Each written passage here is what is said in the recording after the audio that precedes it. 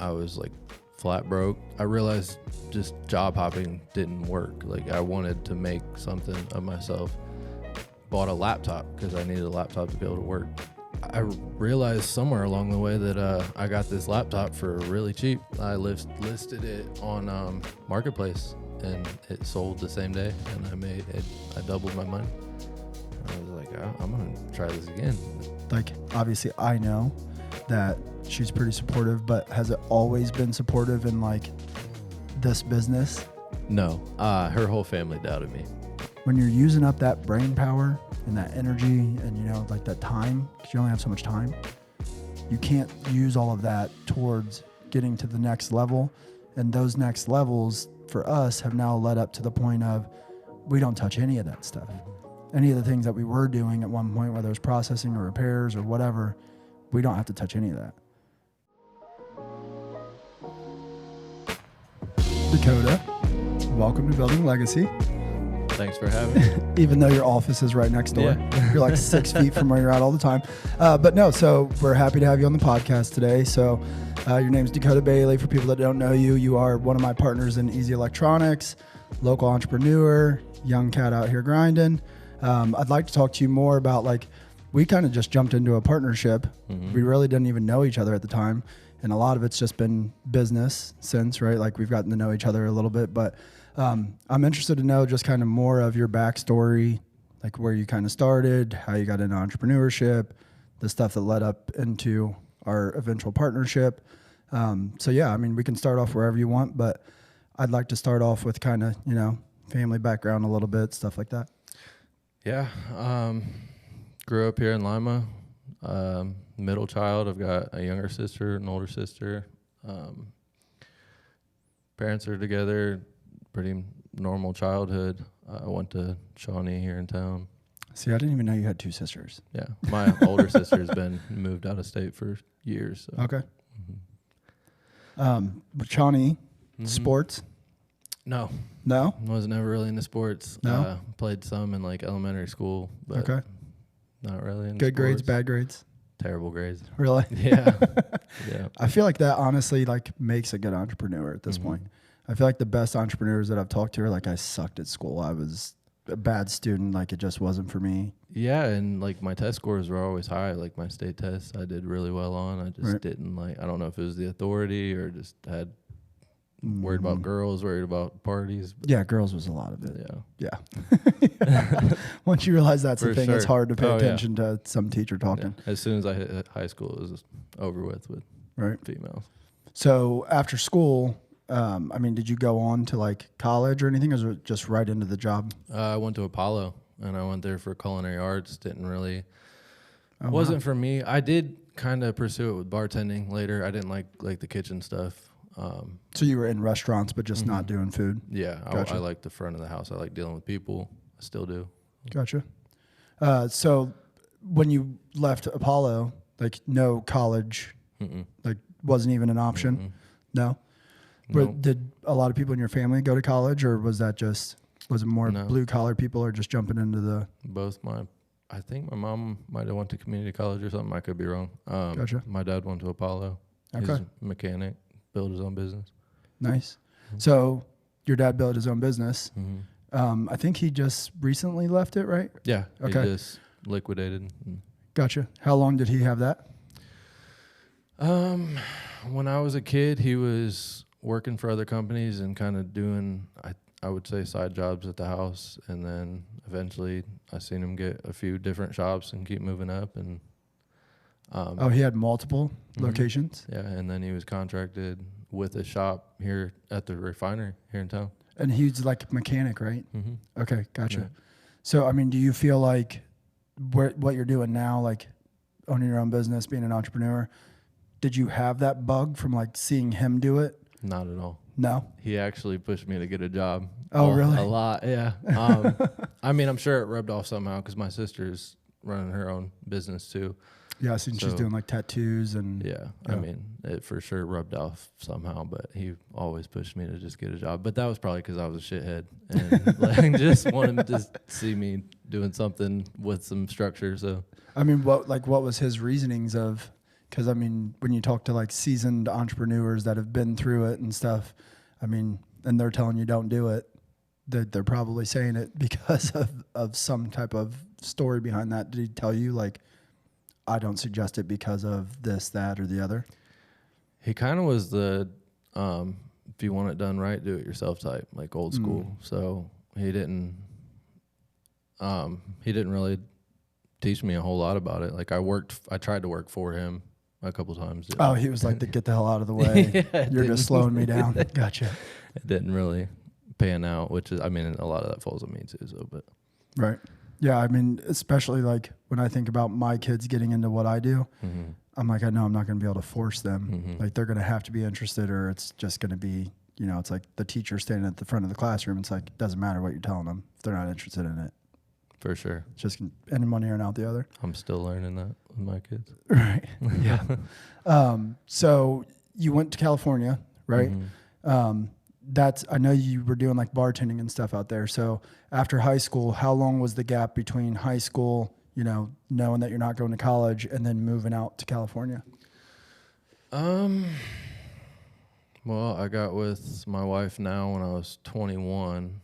So there was a few years in between, and that was really just staying with friends. I had a couple places that I was on the lease for, a couple places I was just couch surfing pretty much. So yeah, it was just a few years of just figuring life out. Yeah, just being young, doing your thing. Yeah. Did you have any like culinary experience during that time? Like, were you getting into the fields of the things that you were learning? Not really. It was like factory jobs and hanging out with friends and running the streets. Gotcha. Yeah. So then what led into like the gap from, you know, just being 19, 20 years old or whatever to moving out to California and like jumping into bartending and doing that kind of stuff? My wife, so we're probably going to get into this later. I went to jail in 2018. Gotcha. And me and my wife were together for a while before that. When I got out, I was in there for like 9 months. The whole plan, the whole time. That's a long time. Yeah. Her family had moved around a little bit. They had been out to California before. They loved it. They moved out there when I was in there. So the whole plan while I was in there was to move straight out there. And I got on a plane like 3 days after I got out. Oh, like, so the whole time that you were in there, you're just planning like, when I get out, I'm going to California. I got my parents helped me out with like getting my court fines paid off, talking to my PO, all that stuff. Gotcha. So I could get. So it's kind of like a clean slate, basically. Moving out there was the clean slate. Yeah. Gotcha. Wanted it to be, yeah. Gotcha. You said it like maybe that's not what happened, but not really. No, and we don't have to get too far into that if you don't want. But I like to know people that jump into entrepreneurship or, you know, decide like this is the path that I'm gonna take. I feel like there always has to be something that leads up to that. Like, I don't think there's a lot of people that just grow up being told like you're gonna own your own business one day, or if you go ask a whole classroom full of kids, like, what do you want to be? There's probably going to be one, maybe, that says, like, I want to be an entrepreneur, I want to own my own business. So I just like to talk to people to see, like, how did you get to the point of making that jump into this is what I'm going to do? Really, I don't know if it came from, like, not going to college or moving state to state, but I was, like, 4 years ago, because that's about how long I've been dealing with phones and electronics and stuff. I was like flat broke and just I realized just job hopping didn't work. Like, I wanted to make something of myself, and went on like a YouTube binge on how to make money online, how to make money pretty much from thin air. Like, I gotta be able to develop a skill or something. You know what drop shipping is. Yep.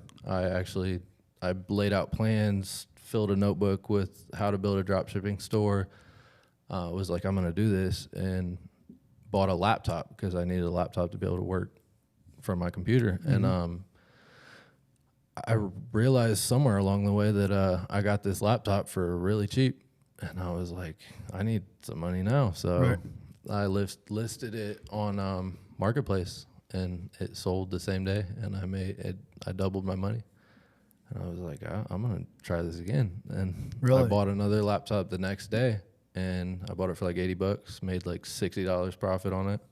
So really good margins. And Right. something clicked there, was like, if I could do this 5-10 times a day, it would. And you hadn't seen anything like online that said like Flip Electronics? No, I Nothing. started looking into that afterwards, and kind of pieces fell into place.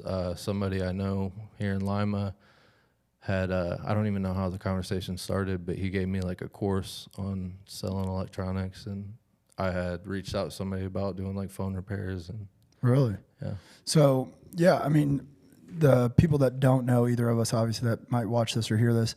So that's our business now. And one of the businesses that we're partnered in is Easy Electronics, where we do like cell phone repairs. We buy and sell phones and electronics, and we flip stuff. So we'll get into it here in a bit. But I mean, we've scaled that to a pretty sizable business now at this point. We have huge plans for it. It's crazy, though, that basically started essentially like of you just stumbling across On a whim, something yeah. that like happens to make money. So, I mean, once you've seen that it was working, that it was something that's going to be like profitable essentially, or like be able to pay the bills, how did you go about being like, all right, I have the idea to now this is what I'm going to do to make money? I just kept repeating it, and I had a lot of like temp jobs out there. Like they would place me. I did like landscaping. I did the bartending thing. I actually went to like a bartending school for a couple weeks and got certified. So you're still doing these jobs like during while the you're day. just Mhm. buying And stuff then- at nighttime or whatever. Yep. And then I would drive sometimes till midnight. Like when I was working landscaping out there, I was going to work at 5 a.m, getting up at 3:34, and then getting off at work at 3 and driving till 10, 11, 12 o'clock at night. Right. Out of town, finding any deal I could. Just scanning like what, Facebook and Craigslist or whatever it was. Yeah, OfferUp's really big out there. Gotcha. Yeah, Yeah, I've heard of that. Let Go Yeah, yeah. was big back then. I think they merged with OfferUp. I remember them. But, Yeah. So you just, I mean, what was this like? Was it at that point, was it a business to you, or is it just like, this is my side hustle? Like this puts the extra money in my pocket. It was just a hustle. I mean, There was no thought of like, hey, I didn't know maybe how. I do this. Yeah. I didn't know how. I knew how to hustle. Like I know how to go after something. But I didn't know how to turn it into a business. But the money was helpful. Right. Yeah. No, and I think that there's a lot of people that, like, if they're interested in entrepreneurship, obviously, that are going to watch this and they're like, okay, I have this, Etsy store. I have this Cricut machine that I'm charging people on Facebook $10 a pop for shirts, and I know I'm making some money, but like, how do I take it to like a business and check out of this 9-to-5 that I hate? And it sounds like, just because I know the time frame kind of when this was happening, it took you time before like this was a real business from the point of, side hustle to it was like your main income. What was that time frame? Well, me and you have been partnered for 18 months. Yeah. 18 months now. So for 3 years. I mean, So you're saying like it was still a side hustle up until the point that we partnered. yeah. Basically. Well, so I got to the point where I was, especially when COVID happened. When COVID happened, me and her had a house in Palm Springs, and I wasn't working a job anymore. Once I got laid off like the first month of COVID. Gotcha. From a bartending position. It was a really nice bartending position, but I had like built the business up a little bit to the point where I was bringing in enough income that I stopped. I Like didn't. you're missing money by going to work. Yeah, and I Right. was just like, I'm all in on this. I don't want to work for somebody else. So Yeah, and see, to me, like in my mind, I think that is when it's the business, right? Like that Yeah, is for sure. when it's a business because it's your main source of income at that point. And for me, it was the same thing when I was going to work, and I was like, I think I'm missing money by going to work. Like whether that's just the knowledge that I could be getting by spending extra time doing like my research or whatever, talking to people, networking, whatever it is, I feel like I'm missing money when I'm going to work. And that's to me when entrepreneurship happened.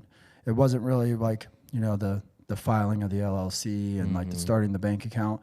Because I feel like a lot of people think, well, I filed my LLC, I own a business, like I am a business now. You know what I mean? Yeah. And that's not the starting point. Like to me, the starting point is like when it makes you money, it's a business. Like if it's making you money, it's a business. When you get to the point that you can use it as your primary source of income, like now it's a serious business. You know what I mean? For sure. Yeah. And I mean, somewhere along the way, I made business cards and named the business and started branding myself. Oh yeah. So it was a business before we were together. I was going to say, cause if that was a side hustle still, that was a damn good side hustle. Yeah. And like when I quit or when I got laid off, it like there was definitely slow days but I use those days to market myself. I use those days to, reach out to people to learn, like you just said, stuff like that. I was just all in. Right. Yeah. And all right. So now you're going, it's a business, right? It's your primary source of income. You guys had what? So maybe like a year then before I kind of got involved. Okay. Yeah. So yeah, a little backstory on that. So then I get involved in February, right? At this point, you've been doing, I mean, on your own, a pretty good business. Yeah. What was it that made you decide like, hey, because I mean, essentially you're living life, you're paying your bills, all that stuff. There's got to be a separate factor that makes you reach out to me, because the reach out to me was like, hey, I need capital and I want to scale this. There's a lot of people that if they're paying their bills, they got extra money in their pocket, you know, the fridge is full of food, whatever, and they own 100% of the business. They're not going to look at, hey, who can I partner with, maybe bring in that will have some equity that I can give some of the business up to that can help me scale it. What was your thought process leading up to us partnering? Yeah, so I couldn't do it all on my own, and I've never really been one to think that I need to do it all on my own. I didn't know a lot of people that could help me out. Kind of built the business up on my own, and I just got to a point where I was busting my ass 16 hours a day and had more leads than I could handle. I had like my business model was buying phones, like I was repairing phones and stuff, but a lot of it was like buying expensive electronics. I only had so much capital, so I knew I had trouble in that area. So when I knew that capital was a bottleneck for me, and just knowing how to, like, I was making too much money to like, not saying I was making ridiculous amounts of money, but I was making too much money where I needed to structure it as a business. So I needed help with that, and reached out to a few different people, and a couple people led back to you. And yeah. So was it easy to like go into something? Because essentially at that point, some people had recommended me and been like, this guy might be able to help. But in all reality, I mean, you're giving up a piece of your business to somebody that isn't able to show you like, hey, this is what's going to happen. If you give up a little piece of your business, it's going to turn into this. You're kind of taking my word on it and the word of a couple other people on work that I had done outside of the electronics business. So, I mean, was that hard for you to like see that vision and say, I know it's going to be worth it in the long run? Not really, no. So I'm just a great salesperson, basically, is what you're saying. You're pretty damn good at sales. But no, I seen the potential in it. Like I know you can go farther with other people, and one of our core values now. Yeah, and you shout out to Nick Bayer, by the way. Seen it on Nick Bayer's, but one of our core values, not to cut you off, is if you want to go fast, go alone. If you want to go far, go together. Yeah, and sounds like you might already been had that in your head. Yeah, for before. Sure. Yeah, and another thing we say is you can have all of a grape or a slice of a watermelon. Right. Right. I understood that. You came in with a good offer, and I thought you've for sure sounded like you knew what you're talking about. I didn't really question it too much. I think I thought about it overnight. maybe 2 Yeah. days. Yeah. I remember like we had our call and then you didn't make a decision that night. You were like, let me think about it or whatever. Yeah, but it was. And I remember if it was a day, 2 days, whatever it was. I didn't see really much downside to it. I'm glad I made the decision. Oh yeah, I mean obviously it worked out great. Like if you could see into the future, it'd be a no-brainer for sure. But I didn't have a whole lot to lose. I mean, like yeah. So there you go. Yeah. Now why do you? I mean, if you're making money Mm-hmm. and you're saying you're making damn good money, like what was the thought of I don't have anything to lose? Because I was working with less than 10 grand. I mean, Right. Just flipping. A that lot same of money. entrepreneurs will tell you if you take it all from me, I'll get it all back. And I knew I would if it failed. Like, so I didn't really have a whole lot to lose. Right. If everything goes bottom up, it's like, hey, I know I've started from zero before. Mm-hmm. Yeah. I mean, that's big because that's what all risk is, honestly. Like we just structured a pretty big deal for Easy that leaves me pretty leveraged in some aspects. And my thought process is kind of the same. It's like, if I want to get to where I think this can go, I'm going to have to take the risk. You know, scared money don't make money, no risk, no reward. Like if it's easy, everybody would do it. And all of those things definitely lead a lot of my decisions of I know that I can build it from zero. So what's the worst case that's going to happen is I'm going to start back at zero. Yeah. You know? And it's an awesome mindset to have. Yeah, it's scary though. Yeah. And it's probably not an awesome mindset for our wives and the You're people right about that. and the people around us. Yep. Because being an entrepreneur that things like that, you really do got to sell the people around you on the idea of like, I'm going to make this work. You know what I mean? Like you got to have faith in me because I'm putting it all on the line. Yeah. Like there's no plan B. I think Right. Jeff Bezos said that. Yeah. There is no plan B. Like Right. you're not giving it your all if there is one. So Yeah. As your wife, like obviously I know that she's pretty supportive, but has it always been supportive in like this business?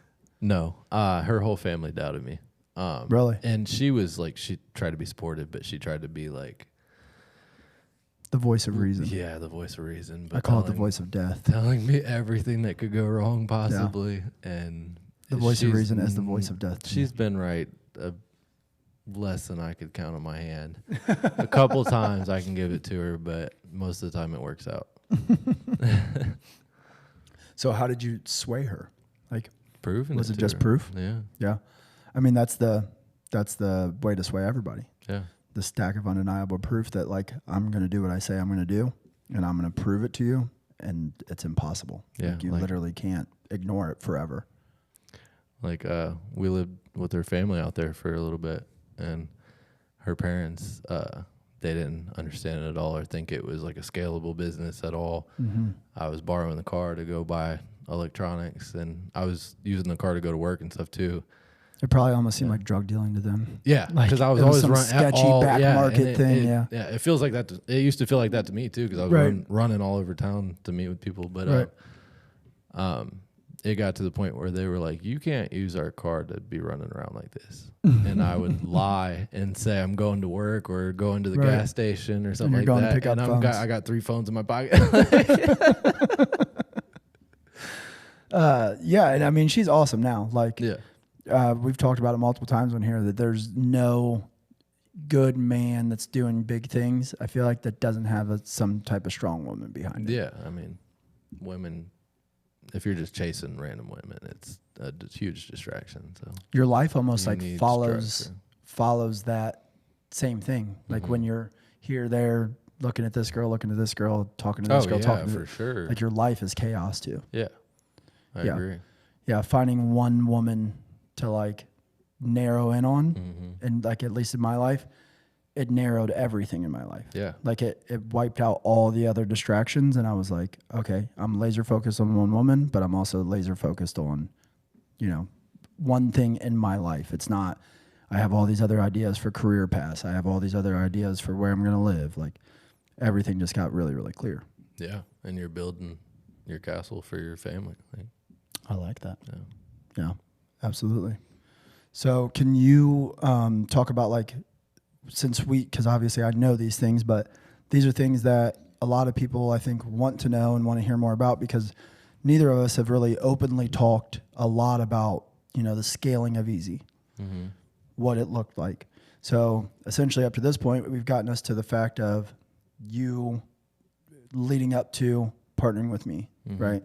So when we partnered, I asked for your numbers or whatever, right? Because initially you asked for just capital. And I was like, all right, well, can I see your numbers? Because I just wanted to like essentially check that you were cash flowing, that you would be able to repay the debt. I looked at the numbers and I was like, dude, like you're doing this from where? And you're like, in my kitchen. In my kitchen, in my laundry room. Yeah, and at that point you were doing, I think it was like, I want to say 20 grand a month, maybe. Something like that. Yeah, between like 15 and 20 grand a month or something. For $250,000 in a year. Yeah. So I know that number for sure. Like the projection was, it was like 225, 250 for that year. And I was like, dude, you're doing that out of your house. Like that's significant money. So I kind of reviewed everything, presented you with an offer to partner with you instead, right? So since then, now we've taken it to huge numbers, at least for us, like huge numbers compared to when you're looking at 18 months. Yeah, we're doing $350,000 a month. Yeah, compared to 225 for the year, which is sickening to think about. Like I remember sitting downstairs of this building is the first like location we had, where we were just looking like, dude, I bet you it's possible to do 50,000 a month. And then we were like, dude, we seriously might be able to do $100,000 a month. And we're like, that's $1 million. And now we're at the point that it's like, if we don't turn this into a $50 million business, then we've failed. So I want to get a little bit more into what scaling has looked like from your point of view. Talk about how we've structured like putting people into the right places, systems, the challenges that we've ran into, the going through raising capital, the highs, the lows. Like our trajectory in general has been this. Straight up. Right? Yeah. But in that overall upwards, we've had some small bumps that's been like, where you've literally looked at me and been like, I don't know why we're doing this. Like, I feel like maybe if I did this and it was like just me and you, like we could do way less and we could probably take home way more. And like, those are some tough questions to be asking people, because it's like, are we doing all this for no reason? But we're not, we're building an empire. Yeah, for sure. And we're both completely 100% in and on board with that. So when we started, one of the first things that I told you was like, we got to get this legit. Like you're meeting people in your kitchen, blah, blah, blah, blah. Like you're doing $250,000 out of the living room. We need a location. So we're talking top line revenue too. We're not talking profit for our viewers. Right. Yeah, this set would probably look a little different. All right. Well, sorry about that. Had a little interference, but so anyways, what we're talking about was just how we got to the point of like the build up, obviously, to us partnering and all that stuff, and kind of where we're taking it now. Like the fact that we're doing numbers that we literally sat down here and discussed that were like unfathomable. Yeah. We didn't even discuss a lot of these numbers. No. Yeah. Like $50 million business was never on the table. Like I remember selling you on the fact of like, dude, this could be a $5 million business. And now we're looking at it like, if we do 5 million, we failed. Yeah. Like our minds have opened up so much compared to 18 months ago. I'll be disappointed if we don't do 5 mil this year. Oh yeah, for sure. Yeah.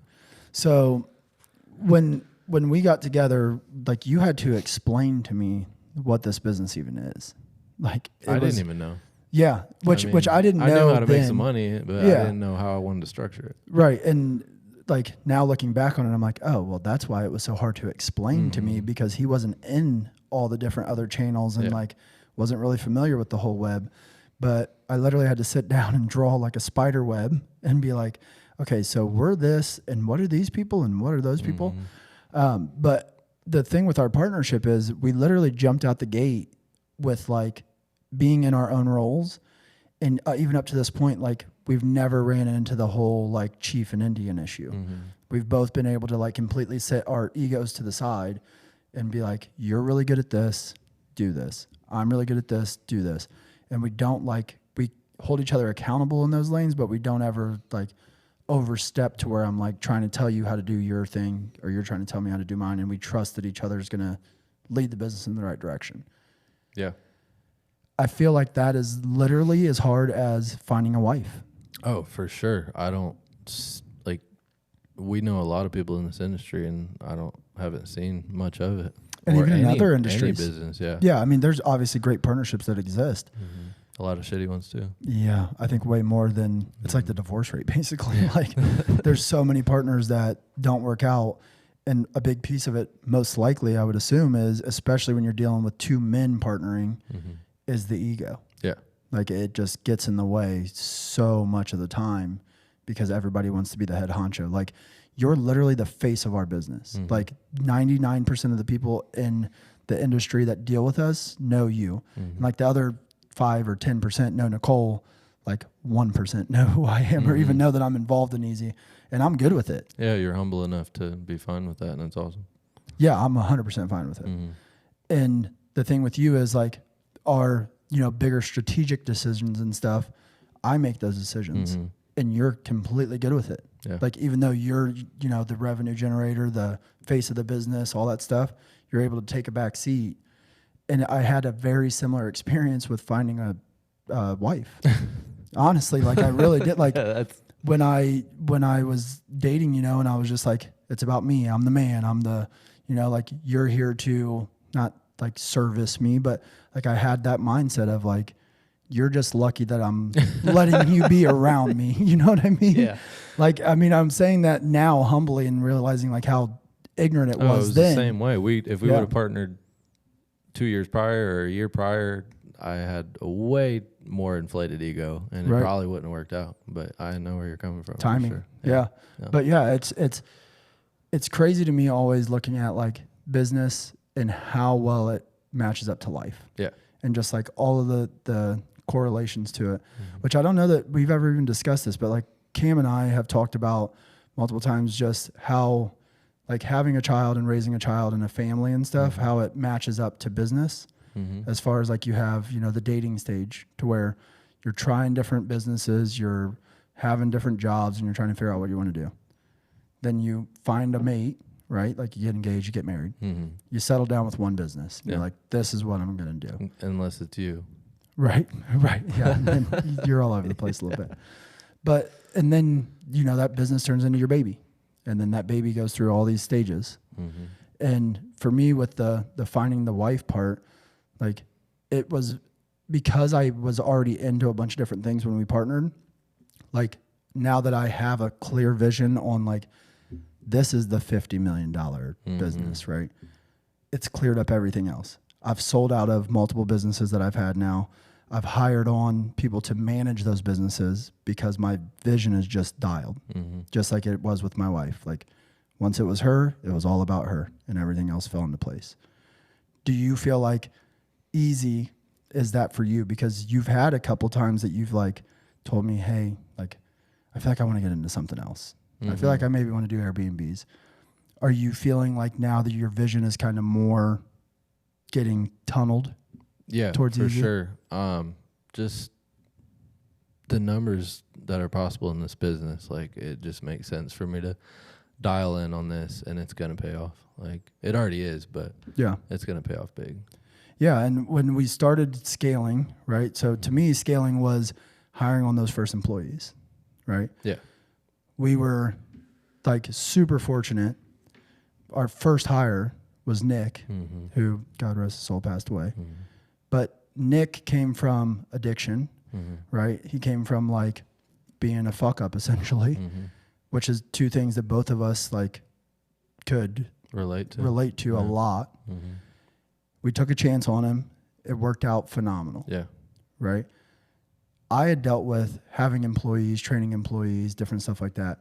You had never really dealt with that before. What was that like time like for you when it was like, I'm somebody's boss now? Because up to that point, it was just you hustling, right? Yeah, it was super intimidating, but it worked out really well. What was intimidating about it? Just being in charge of somebody. For a long time, I didn't even have control over my life. So being in charge of somebody else and trying to make the right decisions, it was for sure intimidating. But he played his part very well, and I feel like I did pretty good, and I've improved a lot. Oh, for sure. Yeah. Yeah, we've both had like crazy growth in just like what we're Mm-hmm. able to do and take on and Yeah. all that stuff. Like big problems seem like small problems now. So. Yeah. Mm-hmm. And some of our big problems then were like the dumbest things that we just couldn't figure out. Mm-hmm. And we just felt like we were beating our, like the POS system stuff and like inventory. Yeah. Oh my God. Dude. Did everything by hand for a long time. Yeah. And I mean, because I came from the world of like, you need structure, POS, like those are my strong suits in the business, are like the processes, the systems, you know, the structure, the analytics, all that stuff. And I came into this business and I'm like, this is what we need. And then I was like, God, this business doesn't work like any other business. Like there's not just, you know, like a cut and dry way to track everything and all that stuff. And I kind of put in an inventory system that we ended up spending a ton of time on, tore it down a few months later. I even found the inventory system that works for us. Yeah. Just yeah. neither of us tried it, and we blew it off for Yeah. a long time and came back to it. And Yep. Yeah. Yeah. And that was just being stubborn. Yeah. Like we had put time into this other thing and we were like, dude, we're not just going to tear it all down right now. That's why a lot of businesses plateau, because, I mean, it's still making money. It's still bringing money in, but it's not growing you. So. And it's taking that risk of like, this might be better than what I'm doing. I think that there's a lot of people that are the generation behind us that they're so used to doing the same thing and getting the same outcome. And they're just like, this is consistent and steady. They're so scared to jump in. You're like, saying the older generation? Yeah, for sure. Because the younger generation is realizing that. Oh, the younger generation's all about it. Yeah, for sure. I mean, the world's changing so fast. Oh, yeah. I guess I might have kind of misphrased that. Like, not the generation coming behind us, but, you know, the older people. They're so used to things working a certain way that it's hard for them to jump in and be like, okay, let me figure out marketing now. Yeah. They haven't really had to figure out marketing. You know, let me get on social media because they haven't had to. Yeah. The world didn't change as fast back, 20 years ago. So I understand it, but yeah. you could literally have some software today that is done and outdated in 6 months. Yeah. Whole business crumble. Yeah. Or ride the wave and ride it hard. Yeah. I mean, that's essentially what our thought is in Easy is like, we're in electronics. This stuff's going to keep changing rapidly, but we just got to keep innovating. Yeah. Like no matter what happens, if we're just willing to be adaptable and innovate, we'll be fine. We'll figure it out. So our employee, right, because we probably weren't ready to like have everything. We didn't know everything. We didn't have it all to give to him because we didn't have all the answers. We threw that dude everywhere. Yeah, he was all over the place. Like he was doing what like 3 people are doing now. Yeah.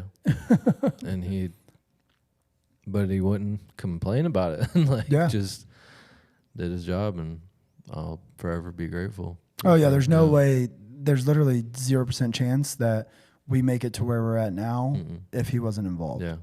Because he allowed you to step a little bit outside the business, which was huge. Like it was really your first time stepping outside the business to work on the business and not be in the business. Yeah, just having him as a repair tech. So it was huge. I mean, a lot of people can't even make that change.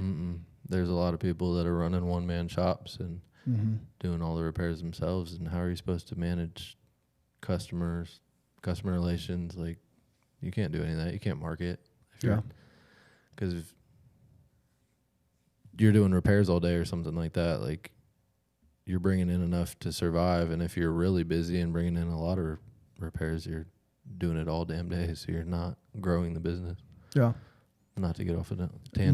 No, that's exactly what my thought is it's funny to me to look at, you know, you're doing this business at home because you were fixing phones and stuff. As soon as you were able to step outside the business, you know, obviously I played a part in like trying to figure out, you know, what's the direction, how do we scale this?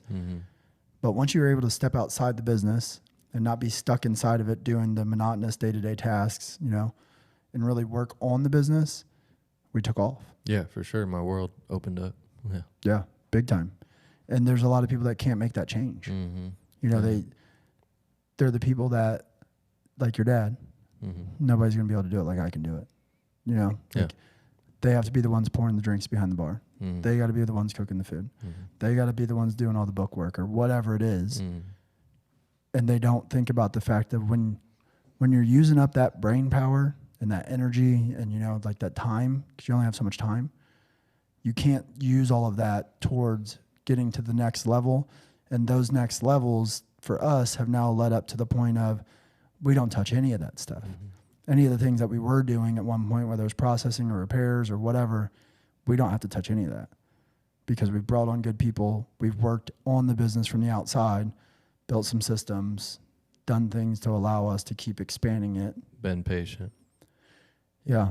And but in whole reality, if you look at the time frame that we've been doing this and where we're at, we haven't really had to be that patient. Yeah, I mean, there's a lot of businesses out there that don't pay you near as quick. Right. For sure.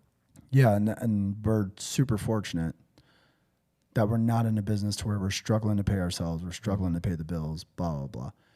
I've been in those businesses, though. Like, I've had those experiences prior to this of, like, flipping a house. Flipping your first house, I think you told me that story. Yeah. And I made nothing. And then you finally got that paycheck and blew it. Yeah. Yep. And it sucks, but I honestly think that I've probably learned more in the experiences where I didn't make money than I have in the experiences where I did. Oh, for sure. Pain is a great teacher. Yeah.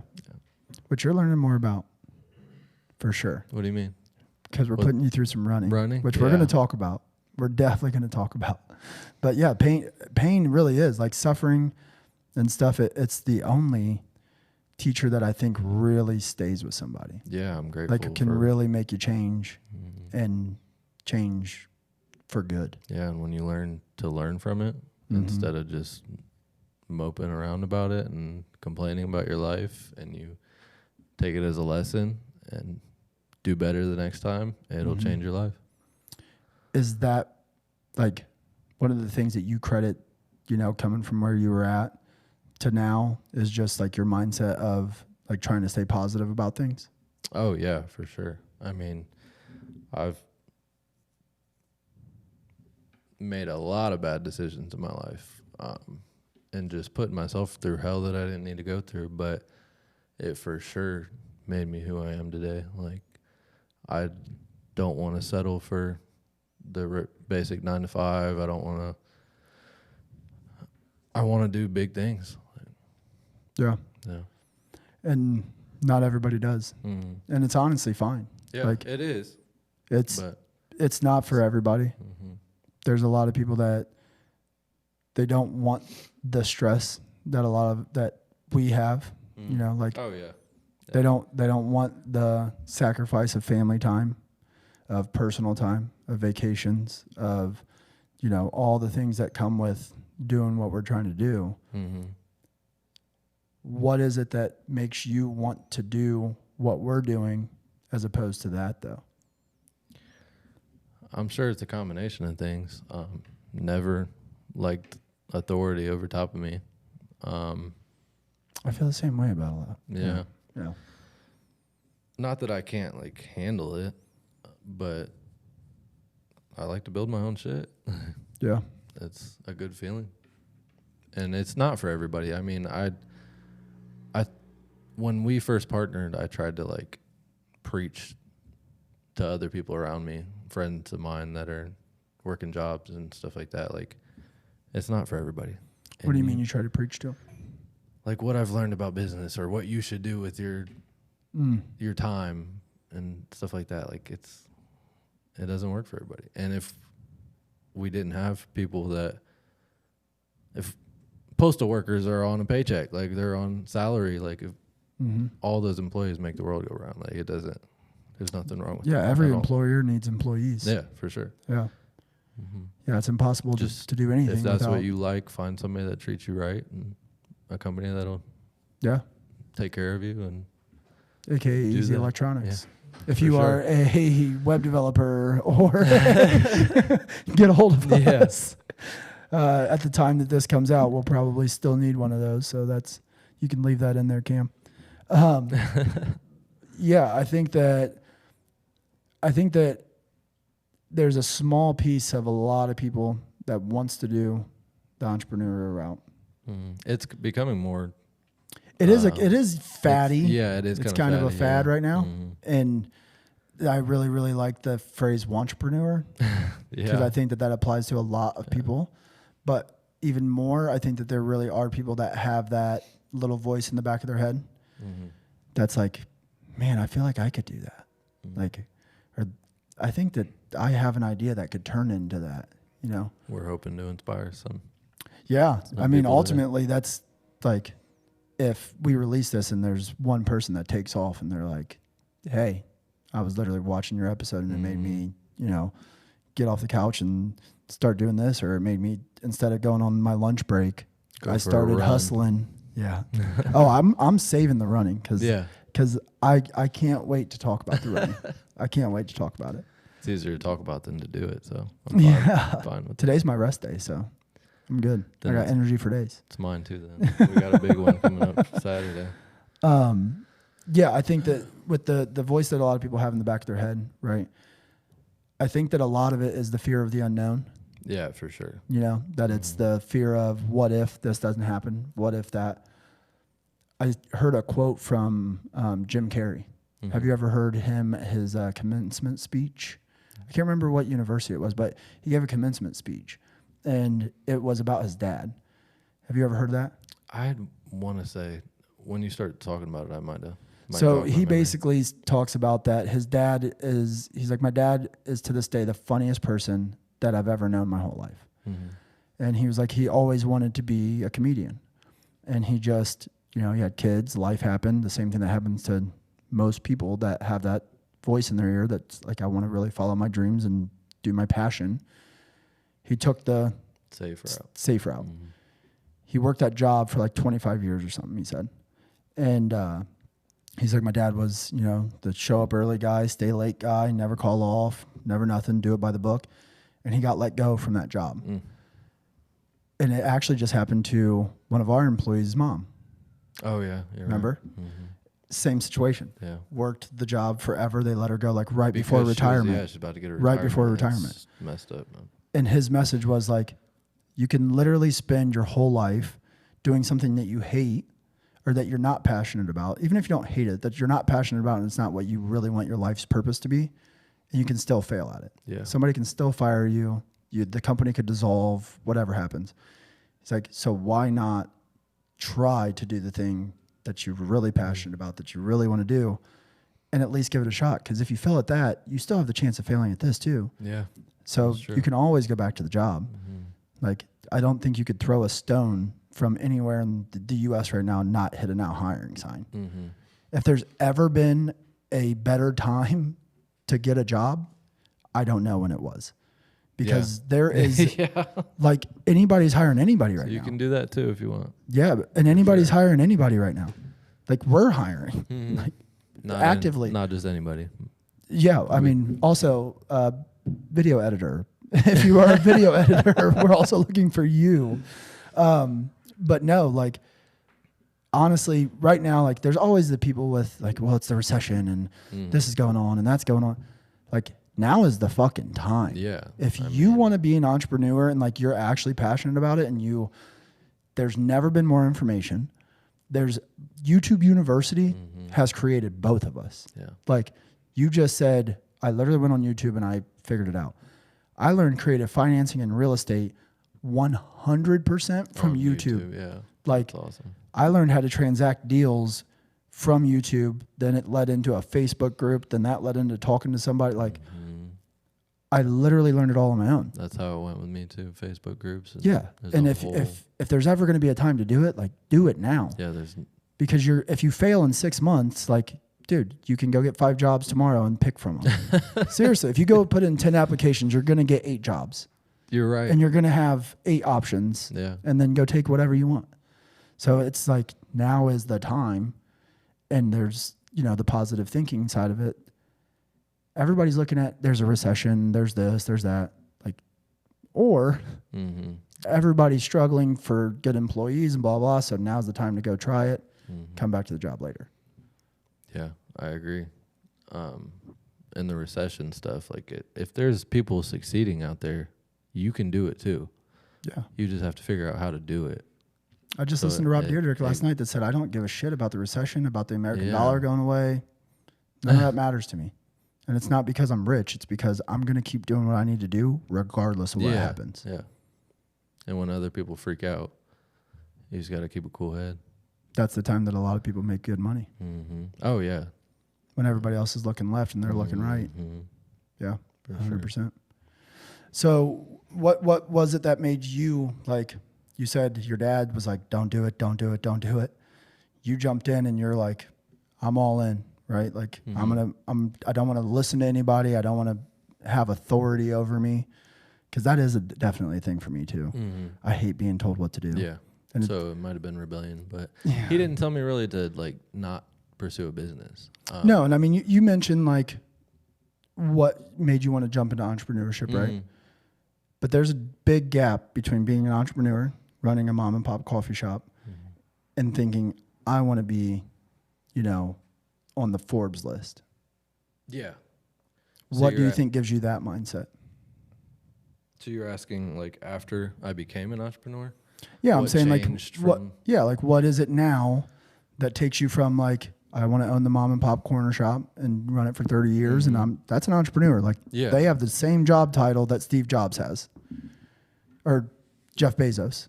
You know what I mean? Like they're working the same career. They're entrepreneurs. Not to give you a big head, but you helped with a lot of that. Oh, my head can't get much bigger. No, I'm just kidding. Definitely can't. No, I mean, you've been a huge help to like expand my view on the world. Like when we partnered, you seen the shop I tried to show you. I wanted to set up shop in. I was so nice about that though. Yeah. I was just shut like, me down. Oh, wow. As soon as we stepped out the door, you shut me down. You showed me like a closet basically at the top of a tattoo shop. Sharing the space with another place. And I was like, I could build my business up here. Nobody can even see my shop from up here. But that was my thinking. It's as far as your mind can allow. I mean, this 50 million doesn't even have to be our cap. You know what I mean, that's our goal right now, but it could get bigger. It's sickening crazy. Because when I say it, in my head, every time I say 50 million, I'm like, I know it ain't 50 million, but I have to say it to make other people comfortable. Which is probably, honest to God, that's awesome. Which is probably, it's probably not a good trait of myself. But I swear to you, I say it to make other people comfortable. Because if I say $1 billion, I feel like people are like, put him in a psych ward. Yeah. No, I love that about you. I mean, you got huge dreams. And I don't even think you don't know the end goal sometimes. I don't. But you always are striving for something huge, and it's awesome, and it's rubbed off on me for sure. I appreciate that. I doubted you going into it sometimes. Yeah. Not all your ideas worked or anything like that. Oh, yeah, but you've for sure. proven yourself multiple times over and over again, and I've seen the numbers. Like I've seen us grow. Right. There's no cap to what we can build. There's really not in this industry or whatever we decide to do. Whatever it leads into. Mm-hmm. No, I really appreciate that, and it really is to me. I really don't have, like a set. Here's the plan. Here's the stopping point. Because I honestly, like I said, I don't think 50 million is a stopping point. Plans don't work anyways half the time. But I can tell you, I have not always had that mindset. I've always been a dreamer, right? Like I've always been I think that all this is possible. But I hadn't had that stack of proof to myself to convince myself that it was more than a dream. You know what I mean? I've always I was 290 pounds and I swear to you, in my head, I could still picture myself being jacked, being awesome. Ripped. Yeah. And it's not because I just knew I was going to get there. My brain just works that way, but it's hard to convince myself. I seen myself that way, but I was still sitting there eating fucking donuts and pizza. You know what I mean? Yeah. It took me getting little wins and then stacking little wins to being like, okay, now your vision and your actions and your results are aligning. Yeah. You know what I mean? For sure. Seeing is believing a little bit. And that's changed me too. It wasn't just the big dreams, like you preaching big big things over Right. and over didn't Right. convince me. I had to see a little bit of it, but once I got a little piece of it, I've got big dreams for Yeah. this partnership, this company, everything, And my life. I'm so glad that that's rubbed off on you, because it rubbing off on you has now rubbed off on our employees. Oh, for sure. It's Like, awesome. We're building a crazy good culture in like the business. We, culture is something that we knew early that we wanted to build, and we still put it off. We did. Right? Like, and it paid us back so quick. Like, so fast. It only recently, like, we've always tried to treat our employees good and stuff. Oh, yeah. But, like, Yeah. only recently have we implemented really taking care of people, and everybody's mood's changed, like, so quick. And It's nuts. But you have to give. Like, I got it tattooed on my arm. You get what you give. Yeah. You really do. Yeah, 100% you do. And in a day when people can go put in 10 applications and get 8 jobs, that's the piece that is going to set you apart. Yeah. You know what I mean? Like, that's the people give a shit about who they work for and what they're working towards more than ever. Yeah. Like, people want a mission. They want, like, to be fulfilled, to feel like their work is meaningful, they're recognized. And I think it's awesome, because the people that are bitching about not being able to get employees the most are the people that have shitty cultures and are used to being able to yell at their employees, treat them like shit. And they're like, why won't anybody show back up for $7 an hour? And I yell at them all day. Pay them $10 an hour. Yeah. Right.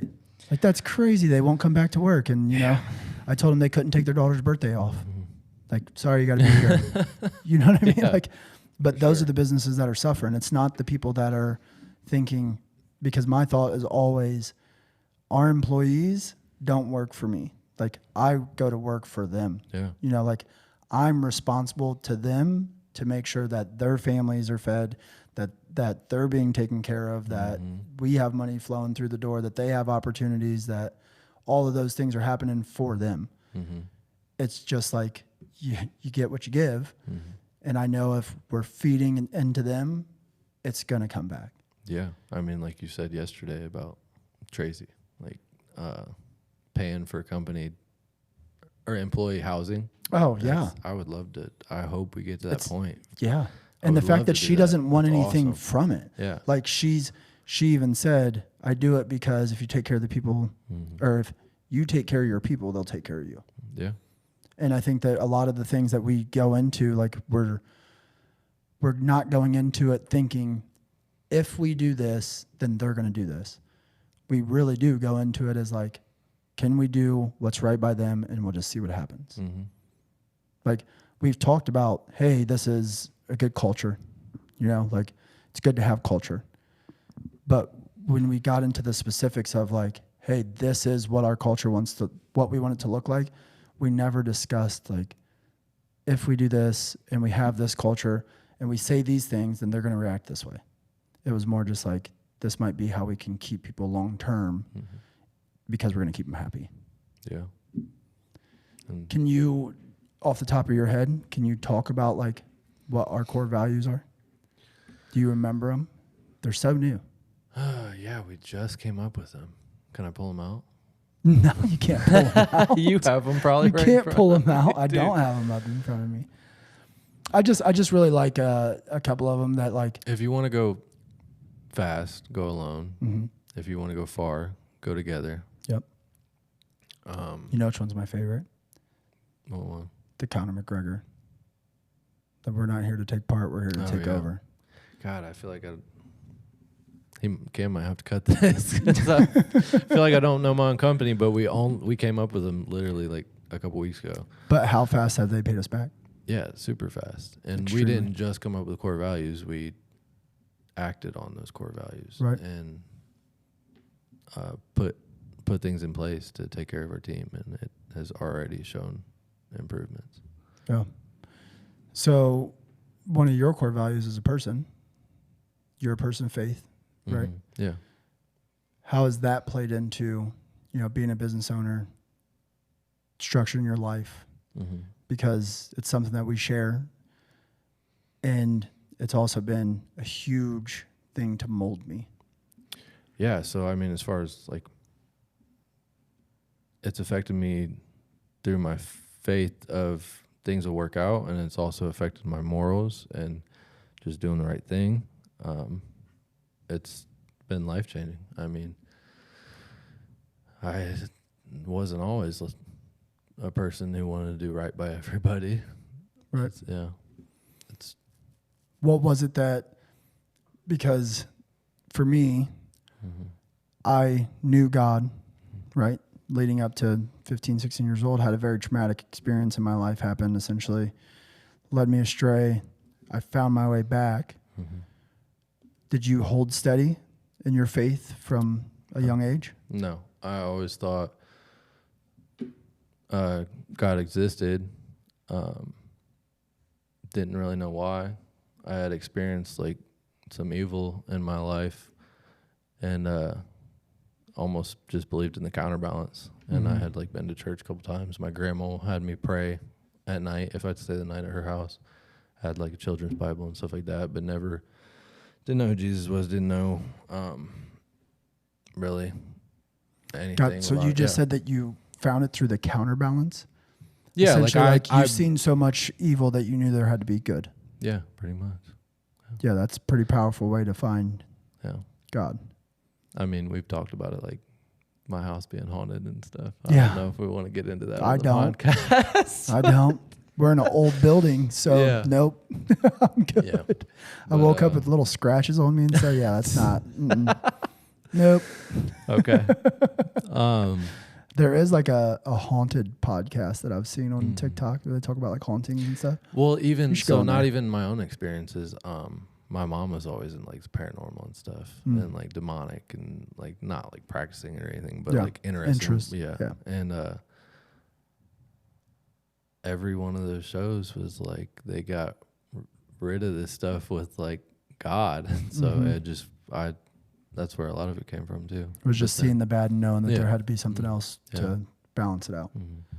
Has that played like a huge role, do you think, in business for you? Like, is that something that, you know, you think about when it comes to our business? Yeah. I mean, I have faith, and you do too. I know you do. That things are going to work out. Like we take over some massive hurdles sometimes. And it's like, it'll work out. It happened just this week. I mean. Yeah. Actually, we should definitely get into that story because we were in the middle of raising capital, right? Like we were at the point of our business that the next step was we needed capital to fund this next chapter that we were taking on. It wasn't a small amount of money. Yeah. You asked, like, we had a deadline of when this had to happen. And like leading up to it, I was just telling you, because like that's part of my job responsibilities, right, is the capital. And you're just like putting faith into me and being like, hey, are you working on this? Is this coming? Like, what's going on? And I'm just like, yeah, I'm talking to people. And you're like, are any good leads? Like something solid? And I'm like, I don't know. It got like, a couple days out, a day or two out. And you're like, are we got the money? What's happening? And I literally, what did I tell you? I said, God will take care of it. Yeah. I was like, and I wasn't even just putting my faith in you though. I knew it would work out too. And it did. And it's been like that every time. It's amazing. Yeah, it is. That it really has. And obviously, I don't think that it's practical advice to say, hey, go start a business. And if you need the money, it'll show up. You got to put in the work. But you do. Like, do your part. Like, meet God halfway, right? Like, God has a plan for you. And, like, God doesn't like lazy. Yeah. You know?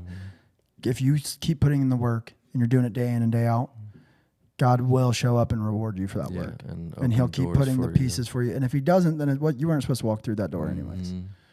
But that whole idea of being consistently good day after day, putting in the work,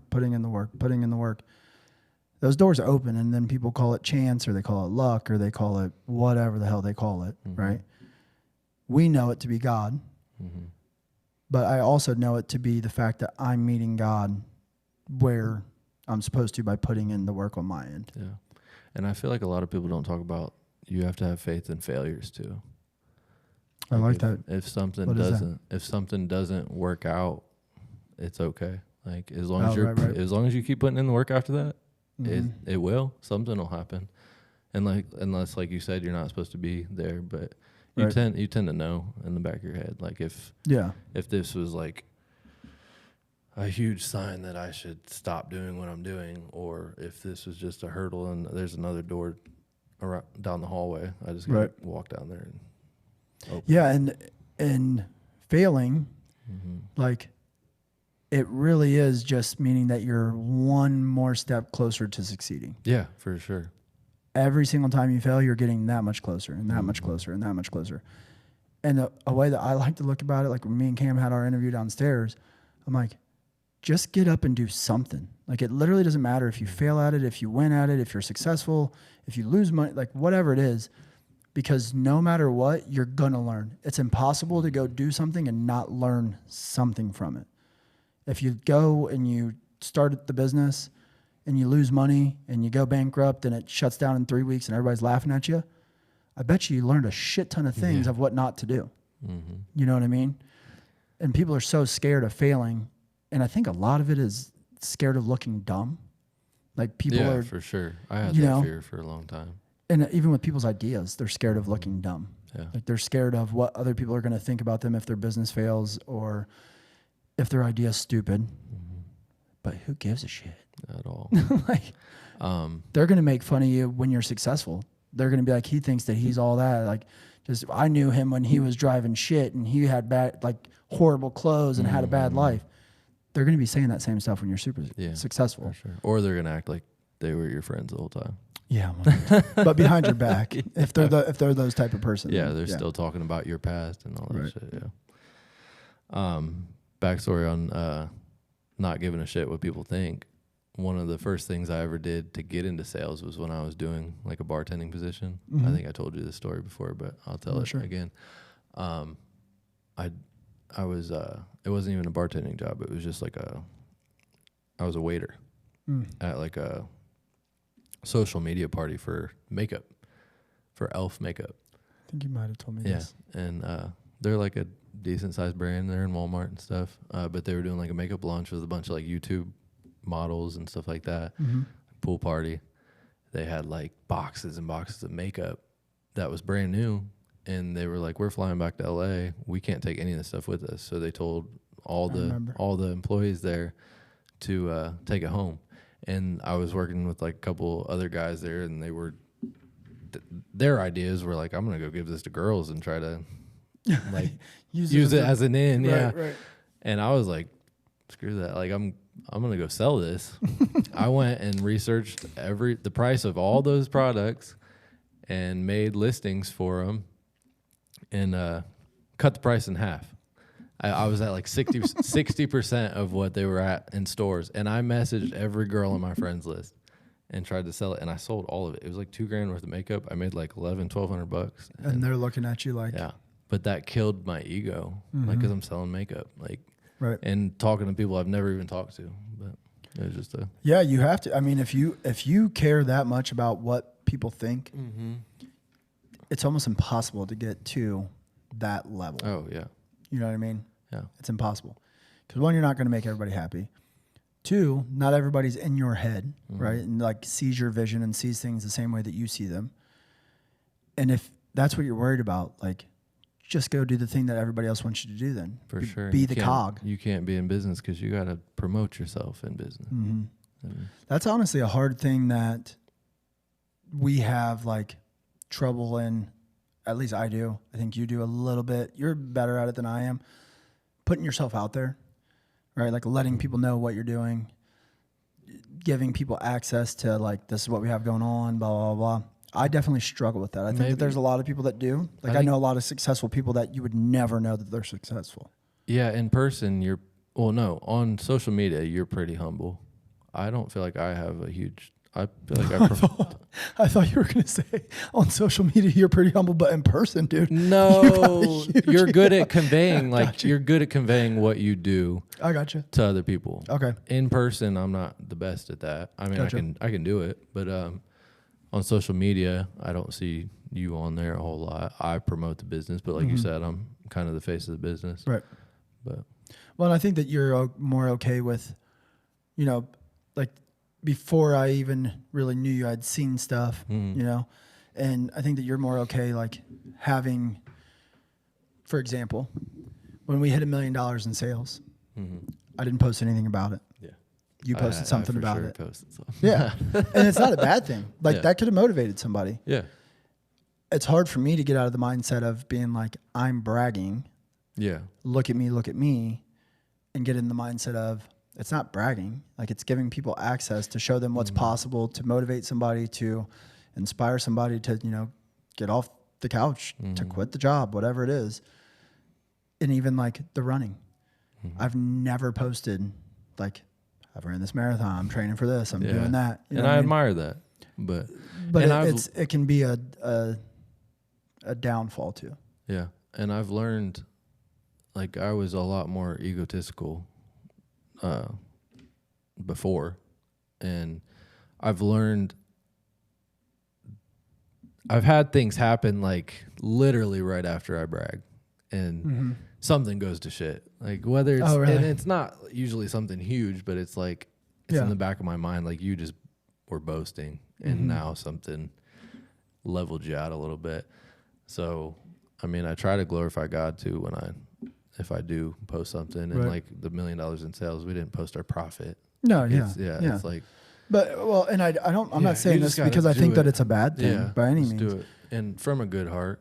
If you think about it, the people that have really shaped my mindset on a lot of things and like how we've structured things and how you got into this business, if they had the mindset that I had, then maybe we're not ever even here. You know what I mean? If they kept it to themselves, all the things that they were doing, all the knowledge that they had gained, all the success that they had, didn't make YouTube videos, didn't post stuff on Facebook to get me in the rabbit holes on their page, then maybe I don't ever even figure this out. Yeah, well, look at you now. You're doing a podcast, so you're putting yourself out there. Yeah, that's true. We're trying. Yeah.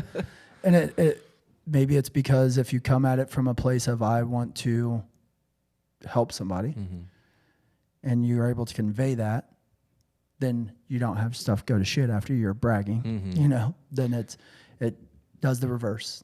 I was thinking about that today, actually. We were talking about like the money we bring in and stuff like that. Like it used to be like the whole first year I was worried about like how much I was making. And I was like, I want to see the rewards from this. Like I'm tired of building. Like, and now like we're trying to build something like the podcast, like we're opening other stores. We're trying to impact our team. Like it's really, and I'd seen other entrepreneurs talk about that, like make it about providing value. And I'm like, I repair phones. Like I buy and sell phones. How am I providing value? But I'm starting to see that now and how I can impact other people's lives. And it's really, I didn't even realize it until I think this morning. It is. It's so funny that you say that because I've definitely had thoughts of that, not recently, but in the past of this doesn't apply to me. Building culture, you know, like taking care of your employees, worrying about systems, processes, yada, yada, yada. That's not for this business. Yeah, that's not what I do. You know what I mean? Like my business isn't meant for that. It's meant for every business. For sure. And if you start it with a small team and like you have that mindset and stuff going into it from the beginning, it just gets easier to add people into that culture and that ecosystem. And like when new people start, it's like, this is how we do things. These are the systems and processes that we use and blah, blah, blah, blah. Because it makes a huge difference. When we train people like crap, we don't keep them. For sure. Like we have turnover. When we take our time and actually train people properly and do what we're supposed to do, people stick around. Same thing with culture. Same thing with like anything that you think is too small to apply to your business or what you're doing, it's not. If it works for big businesses, it's because it works. Like they're the ones at the top of the food chain. They're not going to do stuff that doesn't make sense. Yeah. And it's weird because I think a lot of small business owners think about it in reverse. We'll get there someday. And like they can afford to do all, you know, it must be nice to be able to have POS systems and inventory systems and this and that and all, you know what I mean? And it's really the reverse. Like that might be ass backwards. Maybe you should be looking at them and being like, how can I copy what they're doing on a small level? Maybe that's what got them there in the first place. Yeah. Right. Yeah. And I definitely fell victim to that. Yeah, like, we both did. Yeah. Yeah, I mean, we've watched plenty, like you said, YouTube rabbit hole. We've watched plenty of people talk about the core values and stuff and building that out from the beginning. We didn't do it. I mean, we've made our share of mistakes for sure. Yeah, and we've spent time focusing on certain things and neglected certain things. Yeah. And some of it might have been a necessity, like the things that were very important at the time. Yeah.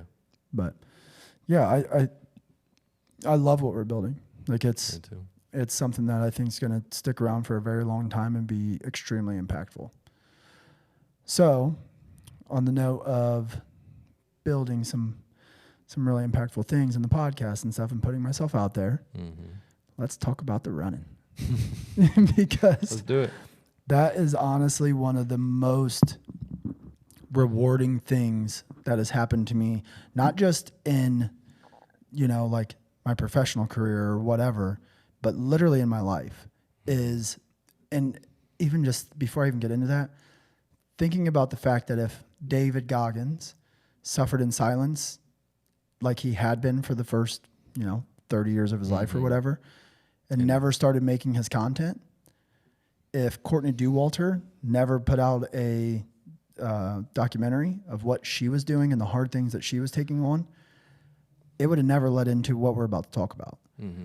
So that just shows, like, even if you're uncomfortable, even if it's not something that you feel like you should be doing, if you want to make some type of impact, like, you got to put yourself out there and let people in on what you're doing. But with that being said, so as I mentioned earlier, I was 290 freaking pounds. Yeah. I was doing that. Like, I grew up, I mean, I don't even know if you know this, but I grew up as like the football star, right? Like in my town and whatever. Like, the dream always was, you're going to the NFL. You're going to the NFL. Like, there was no other options for my life in general. That probably boosted your ego a little bit. Honestly, you ever watch Friday Night Lights? I think the movie Friday Night Lights. Yeah. And there's a part in that movie, I've actually never brought this up to anybody ever, but there's a part in that movie where the quarterback talks about, he's like, he's asking his coach, and he's like, Coach, have you ever just had that feeling that no matter what you do, no matter how much you plan and prepare and whatever, something's going to go wrong? And that's how I felt growing up. Like, I went into games, and at that point, like, I was literally the kid that, like, if I'm touching the ball, we're scoring a touchdown. Like in midget football. In middle school, like, I was the standout but I always had that in the back of my mind, like, something's going to go wrong. I'm going to throw the pick. I'm going to fumble the ball, whatever. It's insecurity.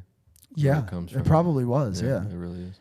And not believing, I had the vision. I could see myself in the NFL, but I didn't really, like, believe it. I didn't see, the wins and the work that I was putting in, because I probably wasn't putting in the work that I probably should have been. And that's probably making me insecure. But anyway, so I grew up like that athlete, whatever. I completely just fell off. Like, I would find little gaps to where I would, like, get my shit together a little bit, work out, but I was a very all or nothing person. It was like, I'm crash dieting, like, I'm going all in. I slack for 3 days. Well, it's over. It's over with. It's done. I'm back to eating like crap. Like, there's no point in going back.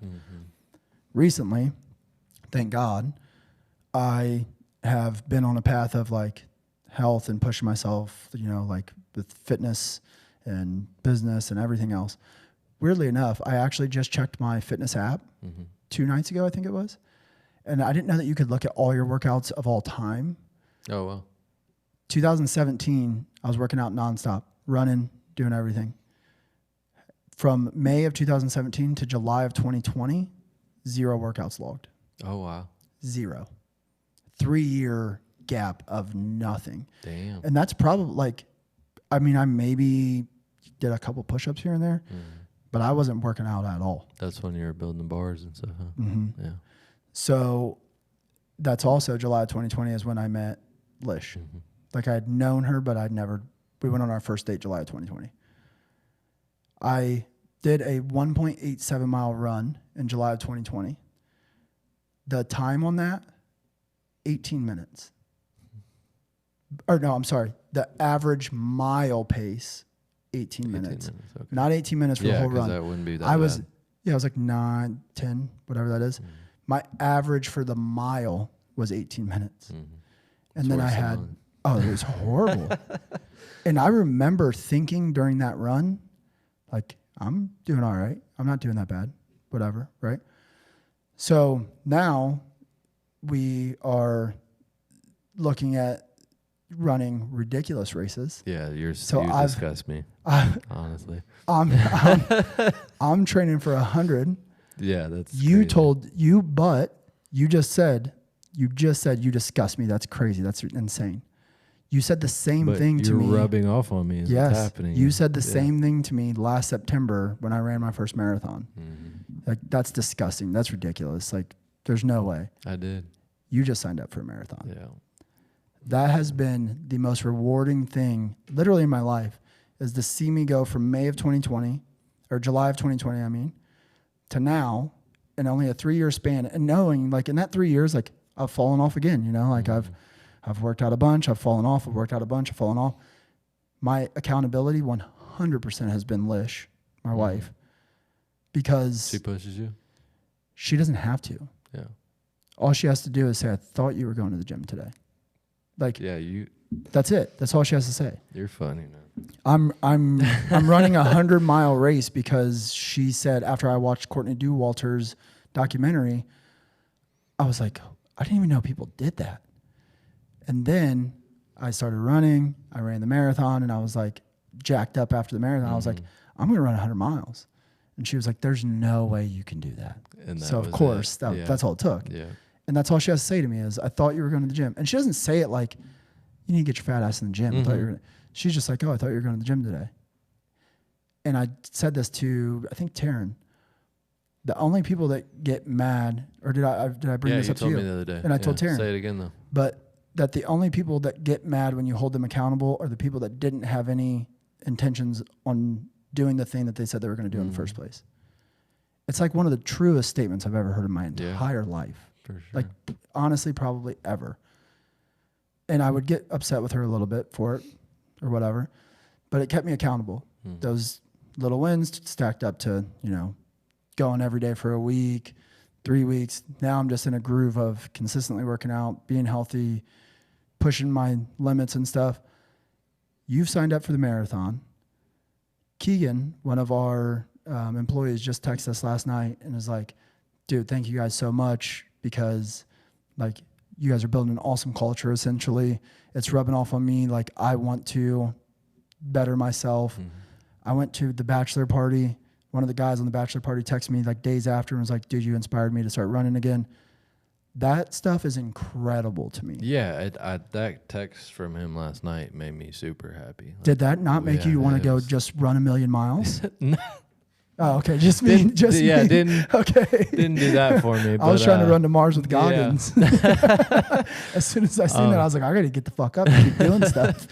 No, but it made me super happy because we're headed in the right direction with everything. And yeah, and it's unreal what putting in work does in general. Because it's not just what it does for you. Yeah, and it's not about you.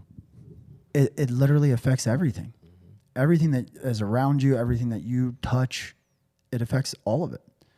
And all you have to do is literally be a tiny bit consistent with a little bit of effort and let it stack up slowly over time. And it's going to affect the people around you. It's going to affect your business. It's going to affect your relationship, like your health, your everything. Yeah, it's awesome. It's nuts. And it's so simple. Like it really is the most simple thing. Yeah. Consistency will take you farther than really anything. Anything. Yeah.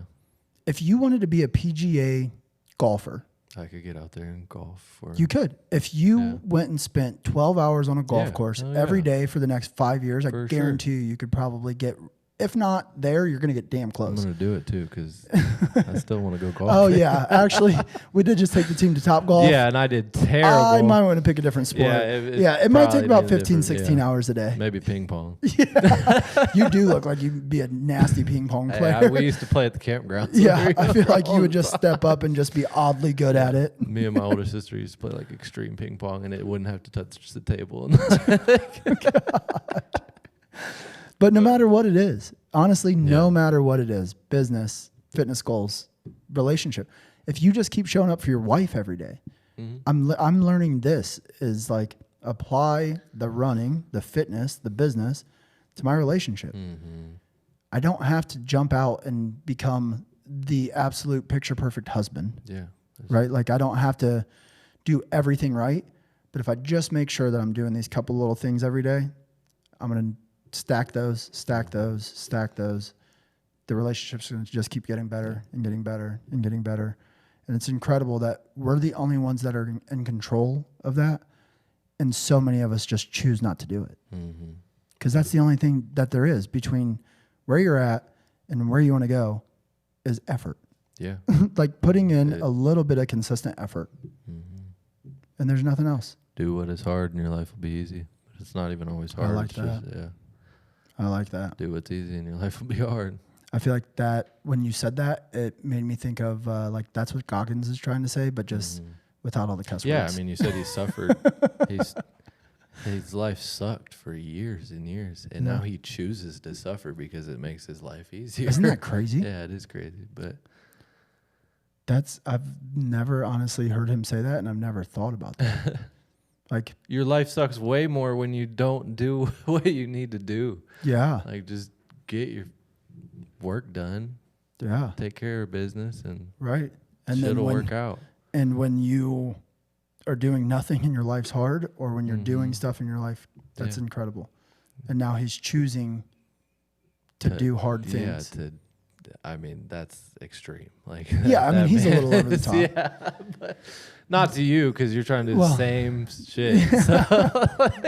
But I do think that when he talks about the mindset, and he says, you know, people just tell me that you have a different mindset. Like, that's bullshit. No, he built it.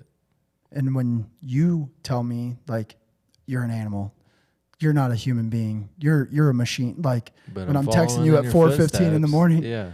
Well, and the thing is he looks at it like I know it's not that I'm wired differently because I've been on the other fucking side of it. I know that I'm not a machine. I know that I'm not built different than anybody else because I get up at 4 a.m.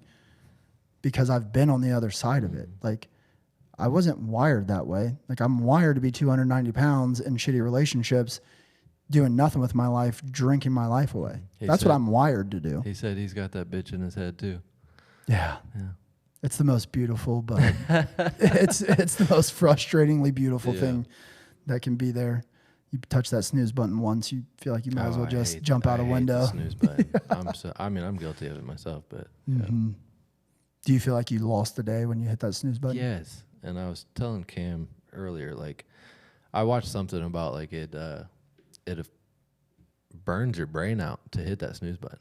Like, really? Yeah, it's really hard on your brain. Like, your brain, I don't remember what all they said, but your brain tries to go back into sleep mode, and you're already in like a deep sleep. And Oh yeah. No, I've definitely heard that about like even falling back asleep for that however many minutes because you don't actually get into a full cycle. Yeah. So then it's exhausting. Yeah. And I have seen something about that. Isn't it crazy how much the internet has shaped who we are as people? Yeah, it is. And that's why I don't like knock the older generation for doing things differently. I mean, it's just how life worked. But I feel like the internet has almost, like, now that I'm thinking about it, completely shaped me as a human being. Yeah, you don't have any excuses anymore. That's for damn sure. If you got his phone, you can do everything everybody else is doing. Yeah.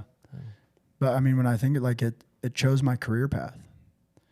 It chose the things that I'm doing on a daily basis because I found my career on YouTube. I found my inspiration on Facebook. I live my life by quotes that have like hit me deep that I've seen on social media. Like, the internet has literally shaped me as a person at this point, which is scary to say. Yeah. But that saying is it one out of the loud. most wild things you have ever said. And it's so true. It is. It is, isn't it? That is next level. Yeah, it just hit me, but I mean, it is. Me too. Yeah. The algorithm is working. But I guess, the thing is You like, gotta point it in the right direction. that's what I was going to say. I mean, if you guide it in the right direction, like, I guess it's the same as anything else. Like, using our phones Yeah. for what we use them for is ridiculous Yeah, you can compared to what they're capable of doing. You can use and abuse your phone. You can use and abuse food. You can use and abuse all types of stuff. Literally anything. Yeah. Yeah. Well, yeah, I mean, I don't know if you want to talk about your running and the form that you got going on and all of that, but I just want to say it is fucking amazing seeing somebody do the things that you're doing and that you've signed up to do based off the fact of that I did them. It keeps me going on a regular basis. I know that now you're affecting Keegan, and it's going to keep him going on a regular He basis. flaked on me on the gym this morning too, but I'll get him in there. How many times did you flake on me on running? Yeah, you're right. You know what I mean? You're right. How many times did I flake on saying I was going to do it? Mm-hmm. Consistency. Keep For texting sure. him. Text him every day. Mm-hmm. He's not going to keep being able to say no. You know what I mean? It's impossible. Like, well, you want to go at 4 p.m.? That's fine. Right, Let's go. right. But no, I just wanted to say, like, it's so cool to know that the trickle down is happening. Yeah. That the ripple is moving. Yeah. I despised running. I've always too, been my whole life. Yeah, into lifting, and God, running is a whole different animal. And It is, but it's a mind you signed up game, for it's it all types saying, of- I know what it's going to do for the business.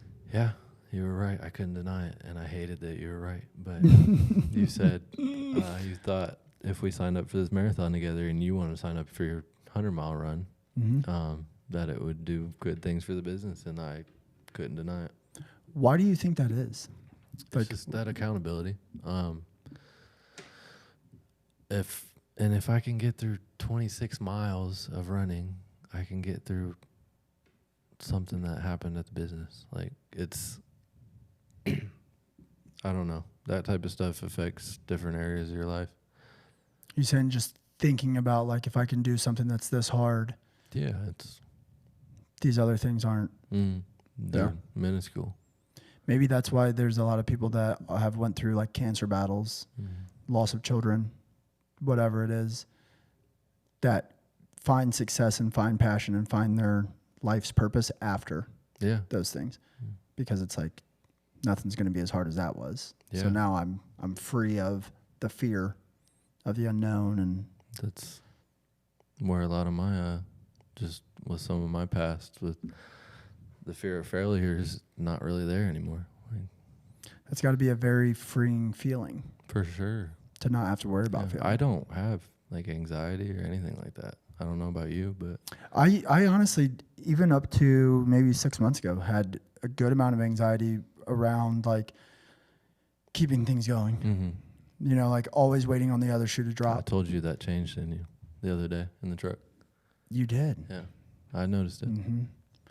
And it definitely happened. And now that I'm thinking about it, because we've had both of these conversations, it's probably from that same thought when I was playing football of, I'm going to throw the pick. Like, it's got to be coming. You know what I mean? Yeah, but that I was is always so waiting on the other shoe to detrimental. drop. That's so detrimental to your life. Like, It is. Worrying is so exhausting and pointless.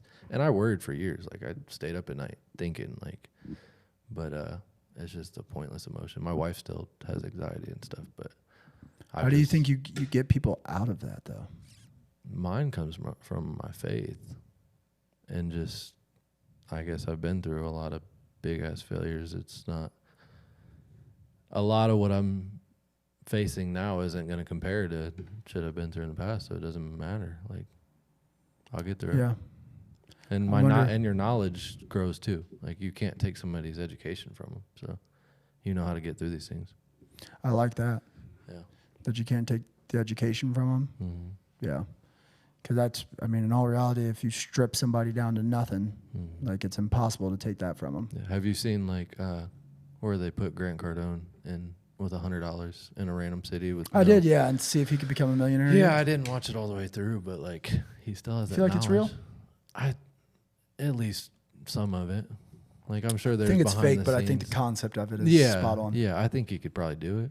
Like, And I hope that he maybe sees not. this and he's like, bitch, come over here. And Yeah, me too. let me come show you. I'll come to Lima. We want you on the podcast, Grant. Yeah, But, I'll come to Lima. Yeah. No, he's probably got plenty of knowledge to be able to do it. Like, even That if is there true. was, like, Why would it have to be fake? yeah, he said they were, like, trying to pamper him a little bit, and he didn't want the help and shit like that. But I To didn't try to want help him along. Mm-hmm. Yeah, because the whole concept of it, I think, is like give him $100, no contacts, He didn't no. want the $100 is what he said, but he's like, Oh, he they're wanted to like, start you with have zero. to take the $100. Yeah.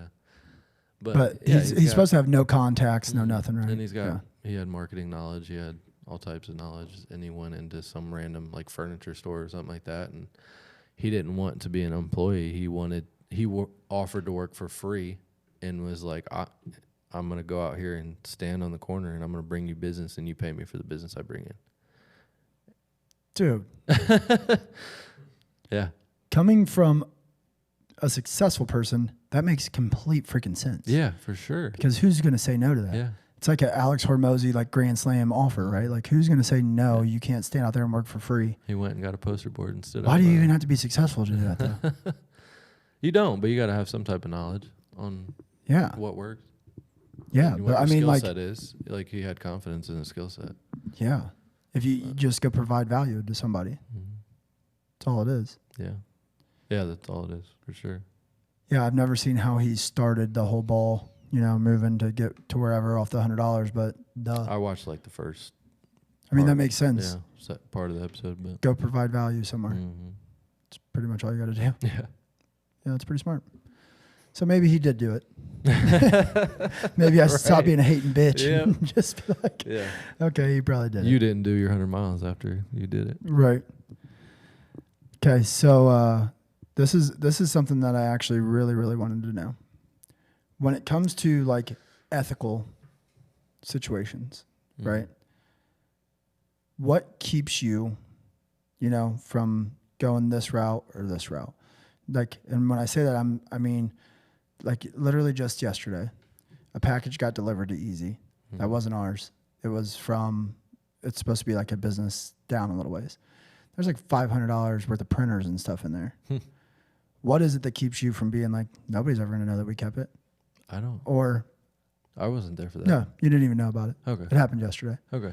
But in that situation, like what keeps you from saying like, let's keep the package, because nobody's ever going to find out about it. To, no, we need to take it down to that business and give it back to them. I have, for one, always had a conscience. Even when I was kind of more stupid in my younger years, I didn't like burn bridges with people. Mm-hmm. And I think a lot of that stemmed from, I got caught a lot when I was a kid doing stupid shit. I feel like you wouldn't be a very good liar. No, I'm not. I'm really not. That's a great trait to have, especially in a person I'm partnered with in a business. I have a conscience, and I've always been one to like get real angry when I'm lying and being on the spot, Real and defensive. stuff. Yeah, Yeah. like that. And I don't know. I've just always had a conscience and tried not to do people wrong. Is it just because like you don't want to get caught up in the lies, or is it? I think when I was younger, probably Yeah. probably tried to get away with some stuff. I for sure did, but I'm just Yeah. curious it's because just my morals have gotten better as I. is that age. grounded in like faith, or is that grounded in just like as a person? Yeah, I mean, faith for sure now, but it's not like faith out of fear that something's going to go wrong. I just want to do right by people. Gotcha. So, I'm just curious, just because I feel like the more success that I've seen in life in general, yeah. it's almost like, because when you're doing the bad stuff, it seems like there's always just temptation and stuff all around you. Yeah, we don't indulge in that. And Yeah. it's- But I feel like the more success that you get in life, those temptations might look different. Like they're not going to the bar. They're not, texting some girl or whatever it is, but they get bigger and they get harder to turn away from because they're disguised more when you get more successful. Oh, yeah. Like, I'm trying to think of examples, but I know what you're getting at. Yeah. And I like to look at people like Tracy and be like, when you reach that level of success, what keeps you in that same mindset that you had before you were successful?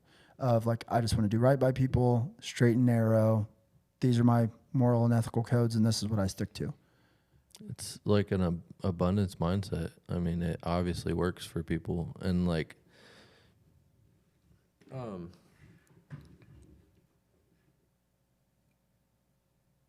yeah, lost my train of thought, but it's what works. And a lot of people think that like rich and successful people are crooks and like thieves, and some are, but it doesn't tend to work out for them.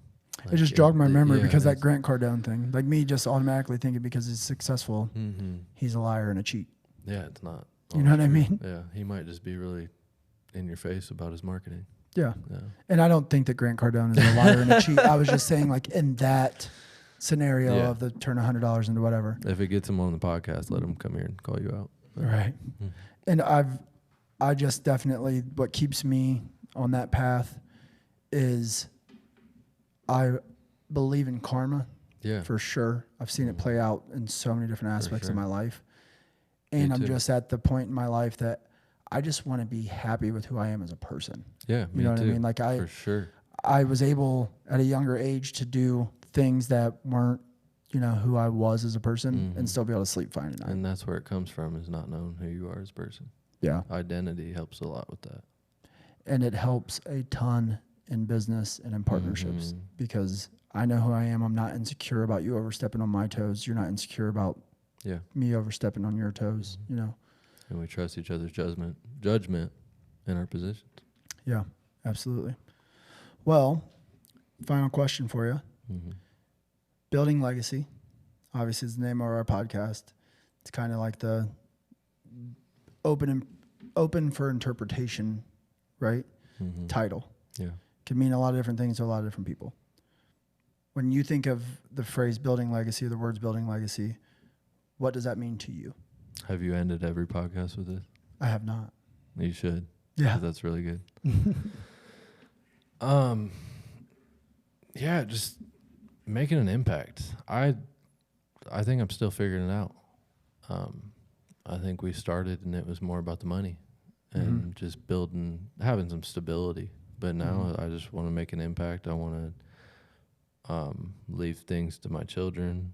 I want to take care of my wife, and I want to affect as many people as possible. And that's really all the goal right now. I think that'd be a pretty good legacy. Yeah. If you're able to accomplish that, which I'm sure that you will, that would be a hell of a legacy to leave for sure. I think you're on My pretty similar page. yeah, well, my thoughts behind it is I essentially want it to be that I left the blueprint of how my family and my children conduct themselves as people with the same last name. Yeah. And it leaves them something to go by that this is our standard now. Yeah, that's awesome, because I would love for my kids to not make a lot of the mistakes I've made and not have to, because you should learn from other people's mistakes. So Yeah. Couldn't agree more. Well, thank you for walking 6 feet over here. Thanks for having taking me. the time out of your I've day. been excited to do this. So Yeah, no, it was awesome. And I mean, it's always good to know who you're getting in bed with, essentially, right? We jumped into bed. You keep making these marriage I'm references. just saying, because you're like my other It's wife, not dude. like I talk that. to you more than I might talk to my wife. We do. We Yeah. definitely do. Yeah. So, but anyways, yeah, I really appreciate you taking the time. It's awesome to get to know more about the person that I'm in business with, and that hopefully I ride this out for with the next 20 years. So, Appreciate you having me on. I admire this a lot, absolutely. so. Well, thank you. So yeah, if you guys enjoyed that, we will be dropping new episodes every week. You can follow us on any of the social channels that you're on. We're on YouTube, Instagram, TikTok, Spotify. We have a lot of cool things coming out for you guys. We're not just talking about business. We're not just talking about personal growth. We're talking about everything that's going to make you a better person. And just stay tuned. And like we like to say, go out there and make your last name mean something.